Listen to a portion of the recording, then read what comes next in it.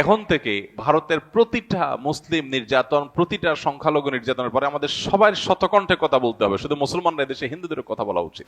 যদি আমরা সতর্ক না হই তাহলে সেক্ষেত্রে এই দেশ আমাদের আর থাকবে না, এবং এদেশে আমরা যে বিগত কয়েক বছর ধরে আমরা দাসের মতো ছিলাম সেটা যে আরো কতটা ভয়াবহ আকার ধারণ করতে পারে একমাত্র আল্লাহ তাআলা ভালো জানেন। তখন আফসোস করে আর কাজ হবে না। আমাদের পাশে হায়দ্রাবাদ সহ বহু নজির আছে। সিকিম আমাদের পাশে আছে। এই সিকিম, এই হায়দ্রাবাদ কিভাবে ওরা গ্রাস করেছে, বাংলাদেশকে নিয়ে তারা সেরকম পরিকল্পনা করে বসে আছে। একটা রাষ্ট্র এইভাবে ন্যাক্কারজনক ভাবে পার্শ্ববর্তী একটা রাষ্ট্রের প্রতি এইভাবে ঝাঁপিয়ে পড়তে পারে, এত নোংরা ভাবে, কোনো কারণ ছাড়া, বিনা উস্কানিতে এইভাবে তারা কিভাবে একটা দেশকে ক্ষতিগ্রস্ত করতে পারে, তার সবচেয়ে নোংরা নজির এখন স্থাপন হতে যাচ্ছে।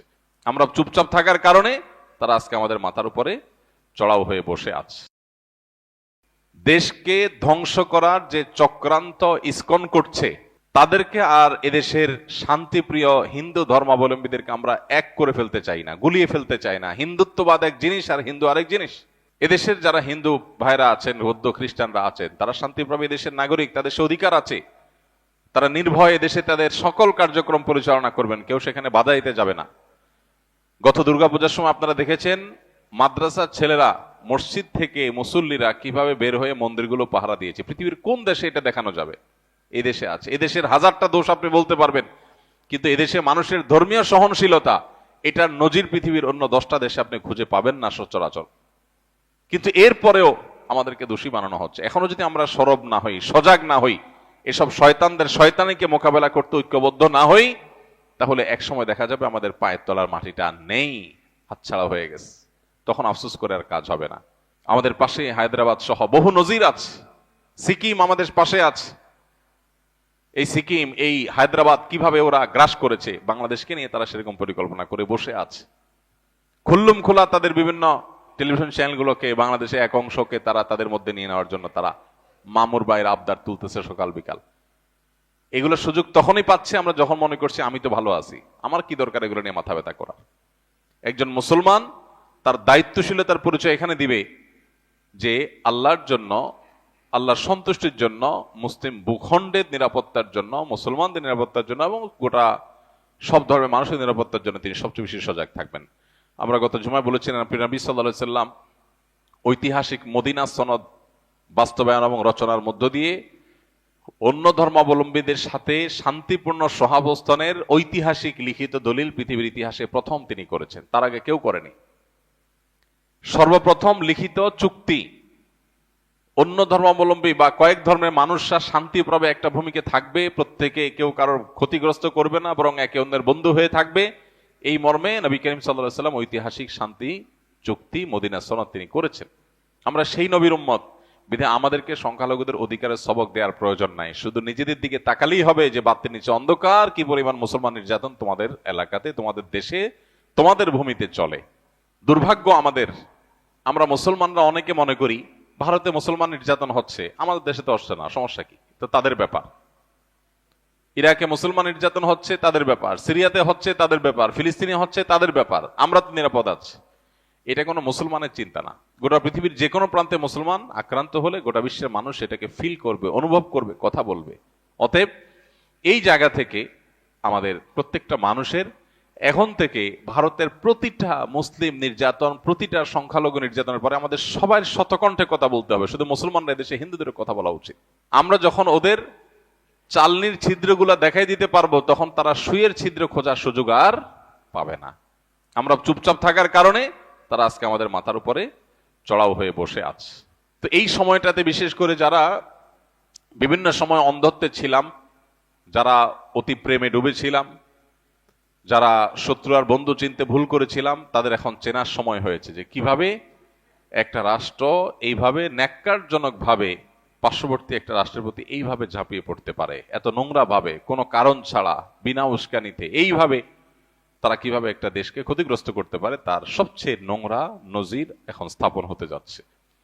আমি আবারও বলছি, যদি আমরা সতর্ক না হই তাহলে সেক্ষেত্রে এই দেশ আমাদের আর থাকবে না, এবং এদেশে আমরা যে বিগত কয়েক বছর ধরে আমরা দাসের মতো ছিলাম সেটা যে আরো কতটা ভয়াবহ আকার ধারণ করতে পারে একমাত্র আল্লাহ তাআলা ভালো জানেন।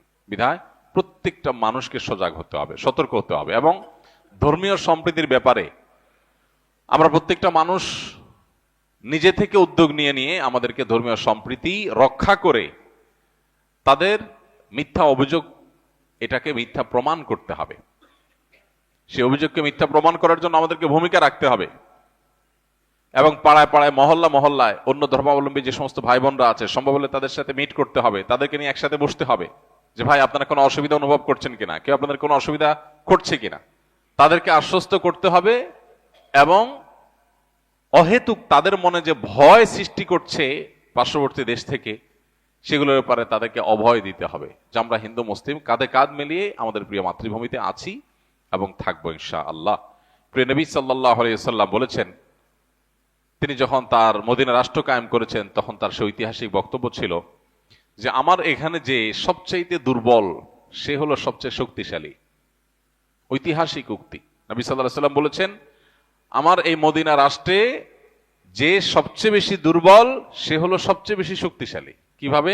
যে ব্যক্তিকে সবাই কোণঠাসা করে রাখে, দুর্বল করে রাখে, ভীত সন্ত্রস্ত করে রাখে, দমিয়ে রাখতে চায়, চাপিয়ে রাখতে চায়, তার অধিকার কেড়ে নিতে চায়, তাকে দুর্বল করে রাখতে চায়, যে দীনহীন মিসকিন অসহায়, এই মানুষটা নবী সাল্লাল্লাহু আলাইহি ওয়াসাল্লাম তাকে বলছেন যে মদিনার রাষ্ট্র তোমার সাথে আছে এবং তোমাকে রাষ্ট্র তোমাকে সঙ্গ দিয়ে শক্তিশালী করছে, যে তোমার হাতের সাথে রাষ্ট্রের হাত আছে, তোমাকে কেউ দুর্বল যেন করে ফেলতে না পারে। আর যে আমার কাছে শক্তিশালী, নবী সাল্লাল্লাহু আলাইহি ওয়াসাল্লাম বলেছেন সে হলো এই সমাজে সবচেয়ে দুর্বল, অর্থাৎ তাকে দুর্বলের মতো ট্রিট করা হবে, তার শক্তির কারণে তাকে কোনো কম্প্রোমাইজ করা, সিম্প্যাথি দেখানো, কোনো ছাড় বা সুযোগ দেওয়া হবে না, সবচেয়ে দুর্বলের মতো আচরণ তার সাথে কথা হবে যে সবচেয়ে বেশি শক্তিশালী। অতএব আমরা আমাদের পার্শ্ববর্তী যে সমস্ত অন্য ধর্মাবলম্বী ভাইয়েরা বোনেরা আছেন তাদের সাথে মিট করব, সম্ভব হলে বসবো এবং তাদেরকে বোঝাবো যে ভাই কোনো অসুবিধা আছে আপনাদের, কোনো কষ্টে আছেন আপনারা, আপনাদের ধর্মীয় কাজে কেউ বাধা দেয়? আপনারা দেখেছেন এর আগে বিভিন্ন মন্দিরে দেখা গেছে যে অন্য কোনো হিন্দু যুবক বা অন্য কেউ তারাই হামলা করতে গিয়ে ধরা পড়েছে। আর যতগুলো সংখ্যালঘু নির্যাতনের ঘটনা দেশে ঘটেছে এটা আমরা সবাই জানি, ওপেন সিক্রেট, বিচ্ছিন্ন দু চারটা যাই ঘটেছে তার সবগুলো হলো রাজনৈতিক, এগুলো একটাও ধর্মীয় না। মুসলমানদের মসজিদ থেকে মিছিল নিয়ে যায় মন্দির ভেঙে দিছে, এই ঘটনা এদেশে ঘটে না, বরং রাজনৈতিক উদ্দেশ্যে কিছু টাকা পয়সা দিয়ে এই ধরনের ঘটনা ঘটানো হয়ে থাকে, তিল হলে সেটাকে তাল করে দেখানোর জন্য। তো এই জায়গাটাতে আমাদের ডায়ালগ বাড়াতে হবে, আলোচনা বাড়াতে হবে। যত বেশি আলোচনা বাড়াবো, তাদেরকে অভয় দিব, তাদের সাথে আমরা মিশবো। আমাদেরও কিছু সমস্যার জায়গা আছে, অনেক মুসলমান আছেন যারা মনে করেন যে হিন্দুদের সাথে অন্য ধর্মাবলম্বীদের সাথে বোধহয় উঠবস করলে, কোনো লেনদেন করলে বোধহয় আমার ঈমান আমল চলে যাবে। এই সমস্ত ভুল ধারণার কারণেও এক ধরনের দূরত্ব আমাদের মধ্যে তৈরি আছে, এটা হওয়া উচিত না। আদর্শিক জায়গায় আপনি 100% অটল থাকবেন, আপনার ঈমান, আপনার আকীদা, আপনার বিশ্বাসের জায়গায় আপনি 100% পরিষ্কার থাকবেন। আমি তাওহীদের সাথে কোনো কম্প্রোমাইজ করব না, চুল পরিমাণ করব না। আমি এক আল্লাহ বিশ্বাসী, আমি আমার ইবাদত করব, কিন্তু অন্য ধর্মের মানুষ যে আমার বিশ্বাসের সাথে একমত না, তিনি আমার মতে সঠিক পথে নাই, সেটা আমার মতের ব্যাপার, কিন্তু আচরণের ব্যাপার হবে তার সাথে একজন ভাই ভাইয়ের মতো করে। আর আদম আলাইহিস সালামের সন্তান হিসেবে আমরা তো আসলে সবাই ভাই ভাই, তারাও আদম আলাইহিস সালামের সন্তান, আমরাও আদম আলাইহিস সালামের সন্তান, সেই হিসাবে তো আমরা একই বাবার সন্তান। সো এই জায়গা থেকে তাদের ব্যাপারে আমাদের অনেকের মধ্যে যে সমস্ত ভুল ধারণাগুলো আছে এগুলো দূর করতে হবে। কোন এলাকাতে যদি হিন্দু হওয়ার কারণে কাউকে কোণঠাসা করার কেউ চেষ্টা করে, আমরা তাদের পাশে দাঁড়াতে হবে।